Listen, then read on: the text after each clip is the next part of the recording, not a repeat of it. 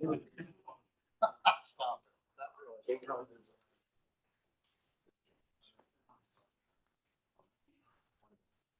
Katie, you got some paper with up there.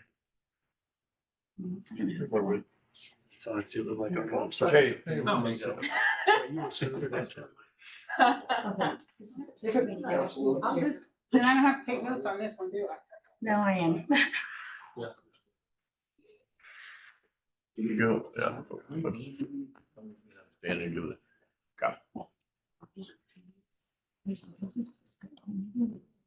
Pen up there, you guys can. Before we start the meeting, the mayor will do the oaths, of Okay. appointment, and have you sign that. So then we can officially begin the EDC meeting.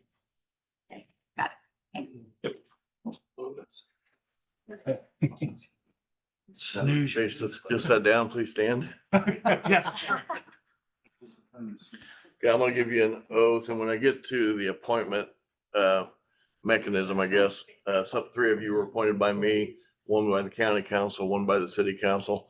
So I'll try and that all in this one oath and read it that way. So if you would, please raise your right hand. I, Trent Odell, Mayor of the City of Rochester, Indiana, by virtue of the power vested in me by law pursuant to ICE Indiana Code 36-7-12-5, do hereby appoint, state your name, Talking. as a member of the Rochester Development Commission to serve beginning immediately and ending January 31st, 2028, or until a successor has been duly appointed and qualified. Just to clarify, each one has different term dates. And so it's on your oath what date your term expires. And I will add that my appointments were Charlie Sparks, Beth Stocking, and Brian Lewis. The city council appointment was Brian Goodman, and the county council appointment was Chase Thompson. So in witness whereof, I've hereunto set my hand this 7th day of August 2025. I dated this the 20th day. That's fine. Yeah, the first one, you appointed them on the 7th. Okay, And then, except for Chase, he was appointed today or yesterday. it was appointed on the 19th, right? Yeah, And I did not change that date on here. I'll have to. that's fine. Okay. So if you will, please repeat after me. I state your name. Do solemnly swear that I am a resident of the city of Rochester, City of Rochester.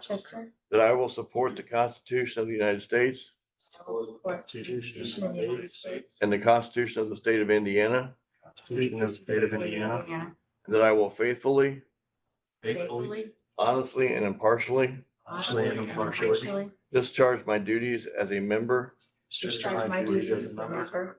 of the Rochester Development Commission Rochester Development Commission, according to law and to the best of my skill and ability. according to law and to the best of my skill and ability. Okay, thank you.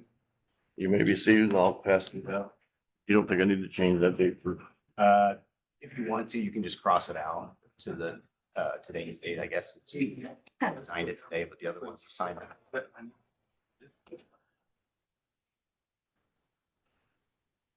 Oh, yeah, there's.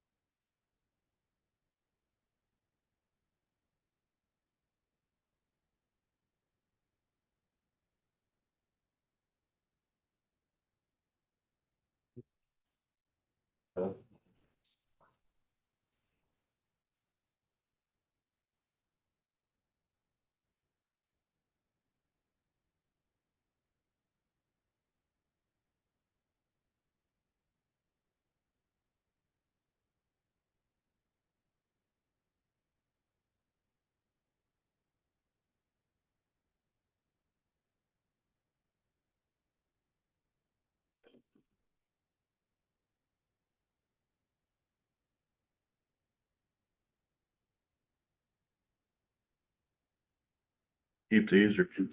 You guys will keep them for You want your a copy of it or not? Yeah, if you could scan it and send me a copy, that would be great.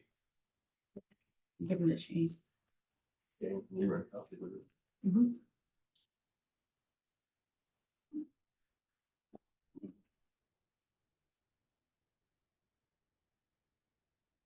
Thank you, Mayor. Okay, now that we have that out of the way, we can begin the Rochester Development Commission meeting. My name is Scott Frizzell, and I'm an attorney with Krieg DeVault, and we are serving as bond counsel to the city for the Maple Crest project. First, we'll take roll call for the new EDC members. When I say your name, just please say here. Brian Goodman. Here. Brian Lewis. Here. Charlie Sparks. Here. Beth Stocking. Here. Chase Thompson. Here. Thank you. We confirmed a quorum for the commission is here. We'll next proceed to the election of the officers. So we have to have president, vice president, and secretary of the commission. And so if you guys have any recommendations for who wants to serve in those roles, at this time we'll hear it and then we'll make a motion.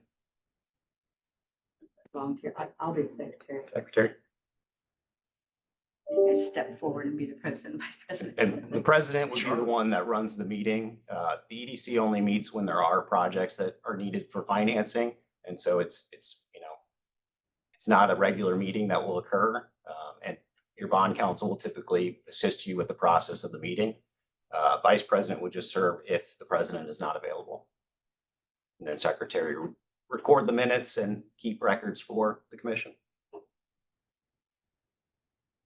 I'll recommend Brian Goodman to be the president.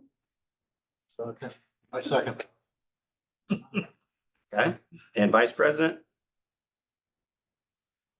Chase. Okay. So we have a motion to recommend Brian Goodman as president, Chase Thompson as vice president, and Beth Stocking as secretary. Is there a second for that motion? Second. Thank you. And we have a motion and a second. All in favor, please identify by saying aye. Aye. Any opposed, same sign. Okay, motion passes. Brian Goodman, you're now president. Chase Thompson, you're vice president, and Beth Stocking, you're secretary.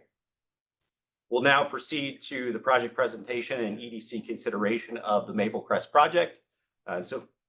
First, I'd like to confirm for the record that the proper public notice of today's public hearing was published in the Rochester Centennial on August 6, 2025, as required by law. And so we'll go through the process of reviewing the resolution and project report before you today, and then we will open up a public hearing to allow any public comment, and then we'll move forward with adopting the resolution and project report. Yes. August 26th? No, August 6th. Yeah, that was required 10 days advance public notice for this meeting. So before you today is Resolution 18-2025. It's entitled A Resolution of the Rochester Development Commission approving and authorizing certain actions and proceedings with respect to certain proposed economic development revenue bonds, recommending the establishment of an economic development target area in the city of Rochester, Indiana, and all matters related thereto. This resolution and the project report that's incorporated therein deals with the approval of TIF financing for the Maple Crest project in order to entice the developer to complete this project in the city. The proposed financing involves the issuance of bonds in an amount not to exceed 2.1 million with an interest rate not to exceed 8% and for a term not to exceed 20 years from the date of issuance of those bonds. The bonds are being issued to assist Collins Equity Group LLC with the financing of a portion of the Maple Crest project, which will consist of and be located in the following allocation areas. So the Hang on just a second, Yep. sorry. I didn't realize I was gonna be up here and I didn't get it. It too should have been up. But I took. This is a different one. This is the 18 that we're talking about. I need one, James, sorry. I'll make copies for you. You can go all down there and. All right. Sorry. And so is that the copy of the resolution for the Development Commission 18-2025? Yeah. Okay, perfect. And so as I mentioned, the project is separated in two separate allocation areas as we discussed at the Redevelopment Commission meeting. The first area is going to be the residential allocation area, which will consist of 28 for sale single family condos. The commercial allocation area will have 22 to 24 single family rental condos, 18 traditional apartment units with 18 one-bedroom bathroom units, and 72 two-bedroom, two-bathroom units, 24 two-bedroom bathroom patio flat rental apartments with single-car garage, one senior rental building with 20 units with 12 one-bedroom bathroom units, and 8 two-bedroom bathroom units, and then 48 rental garage bays. The bonds will be paid for solely from the Redevelopment Commission's pledge of 80% of the tax increment that is going to be generated or anticipated to be generated from these two separate allocation areas. The TIF pledge would be for the term of the bonds for up to 20 years. The city's redevelopment commission is already currently in the process of establishing these new allocation areas. And so the process is moving the same time as we do the bond approvals.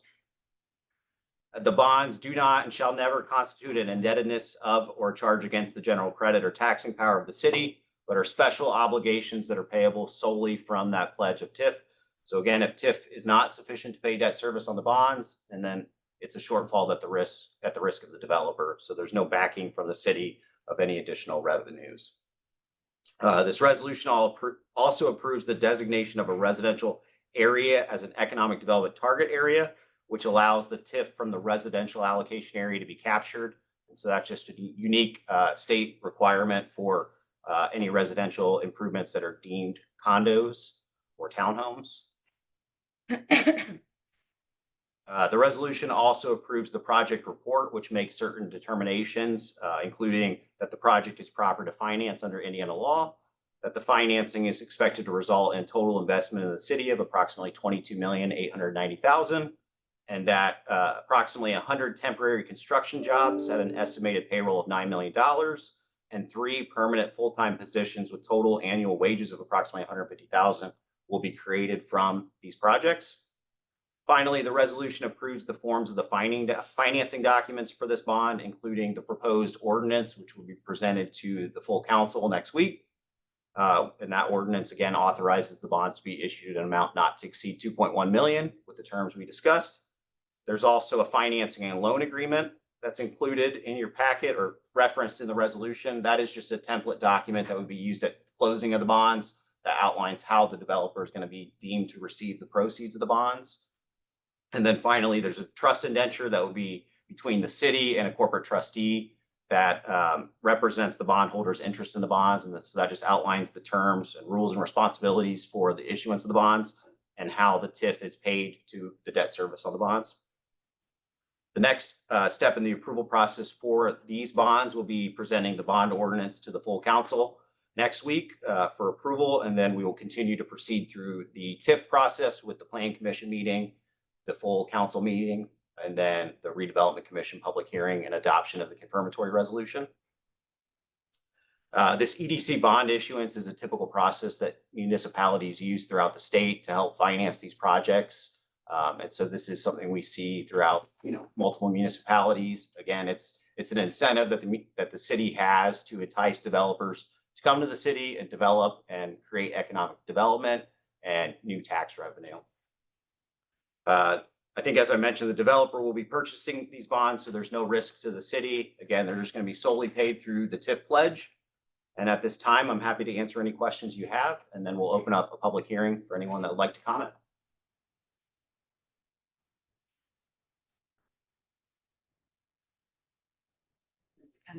No? All right. If there's no questions, I'll now open a public hearing regarding the proposed financing of the Maple Crest project. If there are any questions or comments from the public regarding this financing, please come up to the podium and state your name.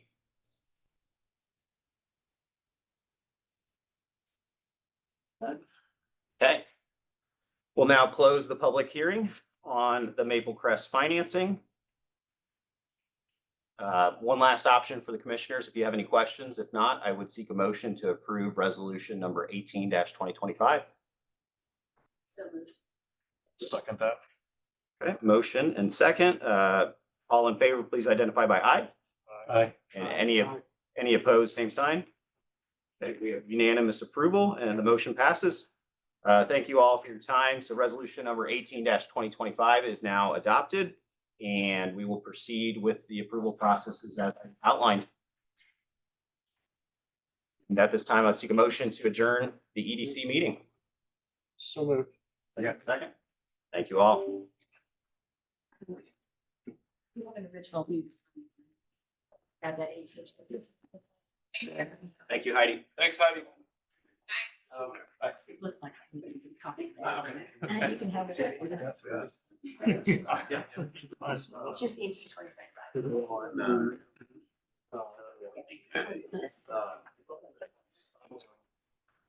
Where's that? That Tuesday, you mean next Tuesday? Six, I think. I can't. Yeah, so Tuesday, August 26th, the council's meeting at Yeah. 9. I guess given how. Oh. It's not, yes. You know, I thought it was. Sorry, that's right, yeah. I don't. I think that one is actually. Off the meeting, you guys know? Oh, is it? Okay, so I don't. So I don't. I think it was.